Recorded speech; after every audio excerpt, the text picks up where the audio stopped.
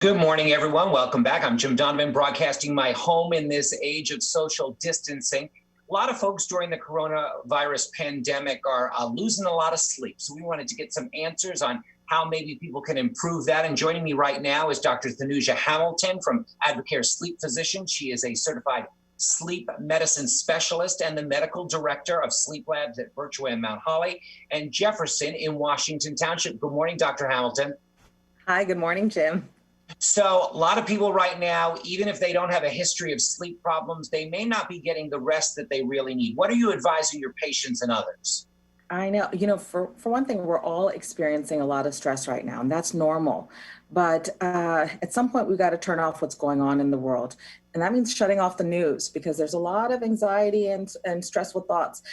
What I suggest is if you're having racing thoughts, set a little time, a couple hours before bed, write for 15 minutes, 30 minutes about the things that are going through your head. It might be random thoughts, whatever it is, you may come up with solutions, coping, you may write a to-do list or a gratitude list, but it gets some of the steam out of the thoughts in your head and it puts them on paper, which can be helpful. A lot of folks, when they have issues sleeping, may, go to the medicine cabinet from time to time, but this is a rather long, drawn out stretch. I mean, are there risks of people self-medicating for too long?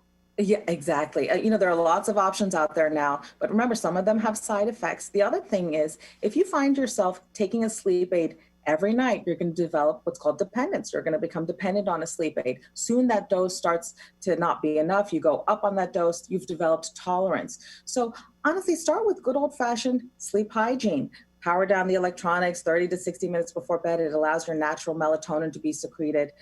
Set the stage for sleep, dim lighting, mood music, and have a bedtime ritual. I know you like adult coloring books. Yes, I'm sitting there with my coloring, but it calms me down. It levels me down. Exactly.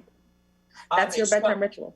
With stay at home, everyone's stuck inside and they're getting cooped up. They're not leaving. Some are not leaving their houses at all. Why is it important for them to get outside a little bit? Jim, it's all about sunlight. For one thing, light helps our circadian rhythm. It keeps it in sync. It perks us up. It wakes us up. It also provides vitamin D, and that helps our immune system, which is so important to have strong and robust right now. And what I'm really concerned about is we're going to see an increase of seasonal affective disorder or the winter blues in the spring because we're all cooped up inside. We've got to get out, get sunlight to help our mood, our immune system, our energy. Wear your sunscreen. And if you can't get outside, then at least sit by an open window to get your sunlight. A lot of people develop habits. So, if we're stuck in this routine for a month or two, is that going to play a lasting effect as far as our sleep hygiene is concerned? It sure can.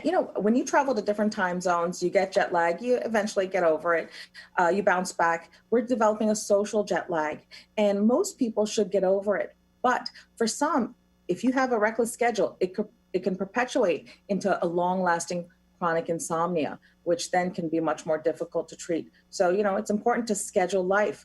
Still, set a morning alarm, get out of bed, take a shower, get dressed, daily activity and exercise, and keep your bedtimes consistent. All of that still makes a difference. Well, Dr. Hamilton, you've helped me on this crazy morning shift schedule for 4 years, so we appreciate you joining. Now, Dr. Thanuja Hamilton from Outbrea Sleep Physicians. Thank you so much. Thanks, Jim. Now we'll go to